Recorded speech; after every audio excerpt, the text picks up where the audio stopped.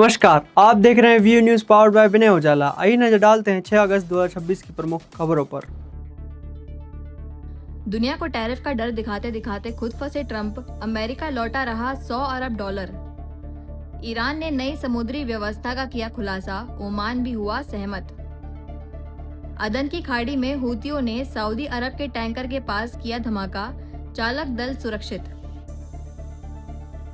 America के north Carolina में अंधाधुंध गोलीबारी, कई लोगों की मौत, एक घायल का इलाज जारी। असम में बाढ़ से मौतों का आंकड़ा 95 पहुंचा, 14 जिले हाई अलर्ट पर। तहलका के पूर्व संपादक तरुण तेजपाल रेप केस में दोषी, बॉम्बे हाईकोर्ट ने ट्रायल कोर्ट का फैसला पलटा। केजरीवाल का दावा, उनका इंस्टाग्राम अकाउंट भारत में प्रतिबंधित, मेटा से जवाब मांगा। केंद्रीय मंत्री जेपी नड्डा आज अरुणाचल के बाढ़ प्रभावित याजाली का करेंगे दौरा, पीड़ितों से करेंगे मुलाकात। हमने भगवान राम नहीं, कथित चोरी के खिलाफ आवाज उठाई, किरेन रिजिजू के बयान पर संजय राउत का पलटवार। सुप्रीम कोर्ट से सुमित रॉय को गिरफ्तारी पर राहत, जांच में सहयोग की शर्त पर फिलहाल गिरफ्तारी पर लगी रोक। आसाराम को सुप्रीम कोर्ट से आंशिक राहत, अंतरिम जमानत नहीं मिली।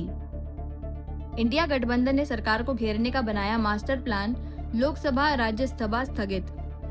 दिल्ली सरकार ने स्वास्थ्य सचिव के खिलाफ कार्रवाई शुरू की, चिकित्सा खरीद में कथित अनियमितताओं पर मांगा जवाब। सीएम डॉक्टर मोहन यादव का पंचायतों पर फोकस, ग्रामीण विकास को मिलेगी नई रफ्तार। सीएम डॉक्टर मोहन यादव का बड़ा ऐलान, सरसों और धान भी भावांतर योजना में शामिल। भोपाल के सांदीपनि विद्यालय में सीएम डॉक्टर मोहन यादव ने छात्राओं को दिए सफलता के मंत्र। बीएमसी की सीलिंग कार्यवाही पर सवाल, सुप्रीम कोर्ट में पेश एटीआर को लेकर बड़ा विवाद। कांग्रेस की बड़ी बैठक में तय होगी विपक्ष की नई रणनीति, वरिष्ठ नेता होंगे शामिल।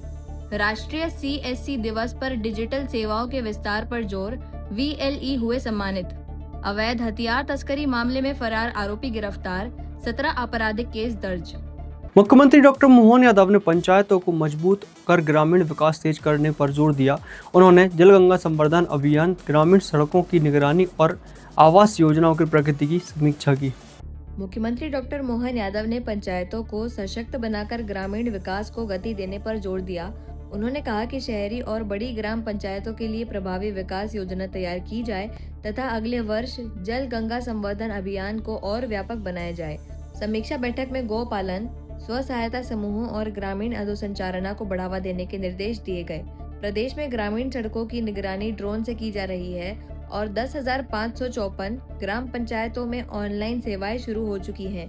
प्रधानमंत्री आवास योजना के तहत अब तक 16.20 लाख से अधिक ग्रामीण आवास स्वीकृत और 8.19 लाख आवास पूरे किए जा चुके हैं। मुख्यमंत्री डॉक्टर मोहन यादव ने नर्मदापुरम कृषि महोत्सव में किसान योजनाओं की जानकारी दी। उन्होंने कवच योजना, भावांतर योजना और फसल विविधीकरण के जरिए किसानों की आय बढ़ाने पर जोर दिया। मुख्यमंत्री डॉक्टर मोहन यादव ने नर्मदापुरम के बलराम कृषि महोत्सव को वर्चुअली संबोधित करते हुए कहा कि राज्य सरकार किसान कल्याण वर्ष के तहत किसान हितैषी योजनाओं को प्राथमिकता से लागू कर रही है।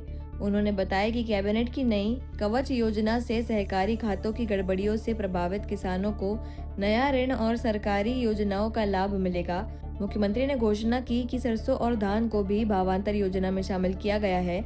उन्होंने किसानों से फसल विविधीकरण, पशुपालन और मत्स्य पालन अपनाने का आह्वान किया तथा उद्यानिकी, फूड प्रोसेसिंग और प्राकृतिक खेती को बढ़ावा देने के लिए सरकार की अनुदान योजनाओं की जानकारी दी। कि रेशम की नगरी नर्मदा जी के नाम पर उपस्थित इस नगरी का अभिनंदन करता हूँ और सभी किसान भाई बहनों, नेताओं का सबका अभिनंदन करता हूँ। सच में एक दौर वो था जब खेतों में बिजली, पानी और खाद, बीज और कृषि यंत्रों के लिए कठिनाई होती थी और अब ये सवाल है कि खातों में भी फसल बीमा, सम्मान निधि, ब्याज मुक्त राशि आज हमारे किसानों के बीच पहुंच रही है। मैं बधाई देना चाहूँगा आप सबको।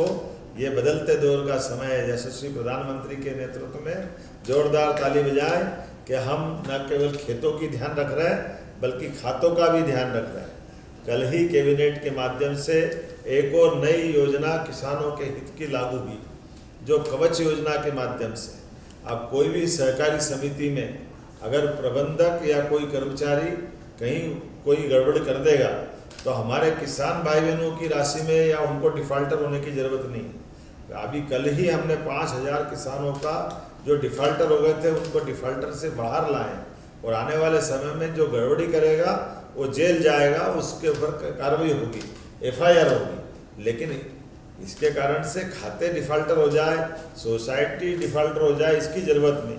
ये कवच योजना वाकई बहुत अच्छी योजना है। मैं इस अवसर पर आपके साथ जब बात कर रहा हूँ तो और मैं आपको बधाई देना चाहता हूँ। बीते समय हमारी सरकार ने निर्णय किया कि अब 6-6 महीने के बजाय 1 साल में खाते का पलटा होगा, ताकि अब 31 मार्च के दरमियान जो ब्याज लगता था और हल्ला मचता था, जब ताली बजाना तो दिल खोल के बजा सकते हैं कि अब 31 मार्च के बजाय हम 1 साल में एक बार, भले ही मई जून जुलाई, जब आपका खाता होगा तब आपको भरना। ये तनाव मुक्त हो जाएंगे हमारे सारे मित्रगण। और ऐसे में वास्तव में ये कोरम का नहीं, फोरम का आयोजन है और ये आपके और हमारे भी संवाद का महत्व है। और जब मुझे देखा कि घर में कष्ट हो जाए, जैसे अन्न खिलाने वाली माँ कष्ट में हो तो भोजन करने वाले को भी व्यथा समझना पड़ती है। ऐसे में हमारे भाई बहनों के साथ जब बीते समय थोड़ी अपनी बीच में गर्मी की मूंग का विषय भी चला, तो एक तरफ हमने 600 रुपये का बोनस दे करके उड़द को प्रोत्साहन देना भी चालू करा और 25% के बजाय मौका पड़ा तो फिर आपको भी जोड़ के हमने कहा कि कोई बात नहीं, 60% तक खरीदेंगे, लेकिन आगे पीछे हमको अपनी फसल विविधीकरण पे भी चलना चाहिए।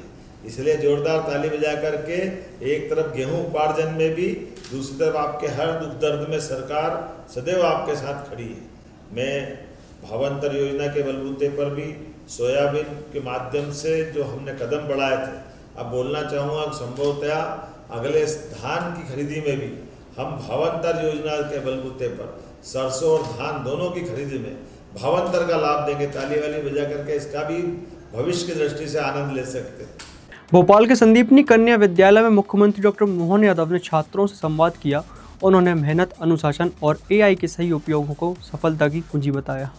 मुख्यमंत्री डॉक्टर मोहन यादव ने भोपाल के कमला नेहरू सांदीपनि शासकीय कन्या विद्यालय में छात्राओं और शिक्षकों से संवाद करते हुए कहा कि मेहनत, अनुशासन और आत्मविश्वास सफलता की सबसे बड़ी कुंजी है। उन्होंने विद्यार्थियों को बड़े लक्ष्य तय कर निरंतर अध्ययन, खेल और कौशल विकास पर ध्यान देने की सलाह दी। मुख्यमंत्री ने AI टूल्स के उपयोग के साथ तथ्यों का स्वयं सत्यापन करने की सीख भी दी। उन्होंने बताया कि प्रदेश में पहले चरण के 368 सांदीपनि विद्यालय संचालित हैं और दूसरे चरण में 405 नए विद्यालय स्थापित किए जा रहे हैं। उन्होंने कहा कि आज का विद्यार्थी ही विकसित भारत और विकसित मध्य प्रदेश के निर्माण की सबसे बड़ी ताकत है। नाम रूपिका परते है, मैं 11th की माइक पास में ले लो बेटा, क्या नाम बताया? की छात्रा। नाम क्या? रूपिका परते, 11th क्लास की छात्रा हूँ। मेरा काम डिसिप्लिन मेंटेन करना है, जिससे कि जो भी काम करना रहता है, हेल्प करना रहता है, सारे स्टूडेंट्स की मदद करना और सबको एक अच्छी राह दिखाना। बहुत अच्छा। और पास में? सर, मेरा नाम शालिनी बरदेल है, मैं डिसिप्लिन मिनिस्टर हूँ। स्कूल का अनुशासन बनाए रखती हूँ सर। नमस्कार सर, मेरा नाम स्नेहा नंदमेयर है, मैं इस विद्यालय की हेड गर्ल हूँ। मेरा काम, वैसे तो हमारा एक समूह बना हुआ है, कैबिनेट में सबको अपना अपना कार्य बांटा गया है, पर मुझे उनके कार्य को देखना भी है और स्कूल की व्यवस्थाओं को, जैसे प्रोग्राम होते हैं तो उन्हें भी थोड़ा देखना पड़ता है और सभी को सारी स्कूल में अनुशासन बनाए है ये देखना रहता है और सारी व्यवस्था थोड़ा संभालना रहता है। ये पूरी कैबिनेट है आपकी? कितने दिन में बैठते हो? महीने में? महीने में एक बार। और कितने साल के लिए बनती कैबिनेट? 1 साल के लिए। अभी बन गई? अब इस साल? होने वाली है। माइक ले लो बेटा। अभी मेरा 12th हुआ है तो मैं तो पास आउट हूँ, बाकी अभी हर साल इलेक्शन होते बनते रहते जाते हैं। जी। मैं आज के इस अवसर पर सच में आज सवेरे से आपके स्कूल के कई सारे अलग अलग गतिविधियों के बीच में मैं गया हूँ।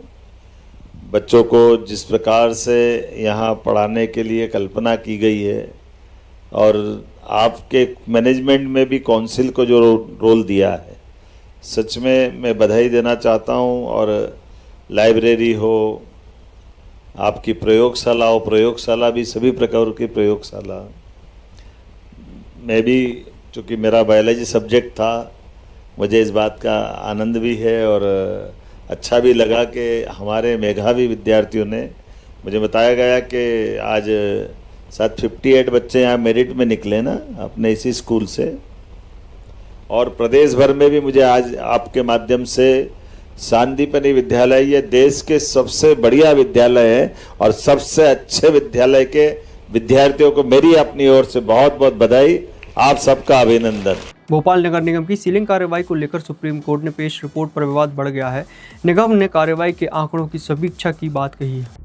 भोपाल नगर निगम की सीलिंग कार्यवाही को लेकर सुप्रीम कोर्ट में पेश एटीआर विवादों में घिर गई है।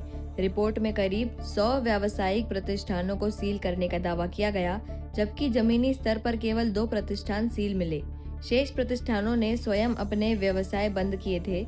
नगर निगम ने 1018 प्रतिष्ठानों को नोटिस जारी किए थे और 1 अगस्त से अभियान शुरू किया था। इस बीच जिन 2 प्रतिष्ठानों को सील किया गया था, उनके ताले भी बाद में खोल दिए गए। नगर निगम आयुक्त संस्कृति जैन ने कहा कि सुप्रीम कोर्ट के लिखित आदेश मिलने के बाद ही आगे की कार्रवाई की जाएगी। फिलहाल राज्य सरकार की हाई लेवल कमेटी पूरे मामले की समीक्षा कर रही है। इंदौर क्राइम ब्रांच ने अवैध हथियार तस्करी मामले में फरार आरोपी संजय मराठा को गिरफ्तार किया।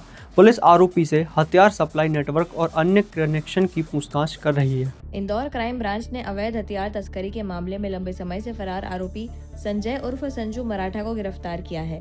पुलिस के अनुसार आरोपी की संलिप्तता आर्म्स एक्ट के एक प्रकरण में जांच के दौरान सामने आई थी। इससे पहले 2 आरोपियों से 4 देशी पिस्तौल, 4 मैगजीन, 4 जिंदा कारतूस, 1 कार और मोबाइल फोन जब्त किए जा चुके हैं। गिरफ्तार आरोपी गुमास्ता नगर का निवासी है और उसके खिलाफ आर्म्स एक्ट, आबकारी एक्ट, मारपीट, धमकी सहित कुल 17 आपराधिक मामले दर्ज हैं। एडिशनल डीसीपी राजेश दंडोतिया ने बताया कि आरोपी से अवैध हथियारों के स्रोत, सप्लायर और पूरे नेटवर्क के संबंध में पूछताछ की जा रही है। लगातार अवैध जो हथियारों के खिलाफ लगातार मुहिम चलाई जा रही है, इसमें लगातार आरोपी पकड़े जा रहे हैं। इसी तारतम्य में crime branch Indore police commissionerate के द्वारा अभी पूर्व में ये 4 पिस्टल मैगजीन के 4 जिंदा राउंड के 2 आरोपियों को पकड़ा था, जिसमें परशुराम था और एक सोहेल था। इन दोनों को पकड़ा गया था। गुमास्ता नगर के इंदौर के रहने वाले थे। इनसे जब पूछताछ की गई तो उनके द्वारा संजय मराठा का नाम बताया गया। संजू मराठा से वो पिस्टल लेकर आते थे। उस समय जब इनसे 4 पिस्टल पकड़ी गई थी तो एक स्विफ्ट गाड़ी भी जब्त की गई थी। 4 पिस्टल मैगजीन, 4 जिंदा राउंड और 3 मोबाइल पकड़े गए थे, जिसमें लगभग 6 लाख रुपए की मसरूका इनसे जब्त किया गया था। पूछताछ में संजय मराठा का नाम सामने आया था, जिसका बैक ट्रेस करते हुए लगातार टीमों के द्वारा दबिश दी गई और कल संजय मराठा को पकड़ने में सफलता प्राप्त की गई। संजय मराठा के पूर्व में मारपीट के, अवैध हथियार सप्लाई के और एक्साइज के लगभग 17-18 मामले पंजीबद्ध हैं। उससे पूछताछ की जा रही है पुलिस रिमांड पर ले जाकर, और उससे वो कहां से लेकर आता था उस स्रोत के बारे में पता लगाया जा रहा है। हम फिर मिलेंगे दिन भर की ताजा और अहम खबरों के साथ। तब तक के लिए देखते रहिए view news powered by Vinay Ujala.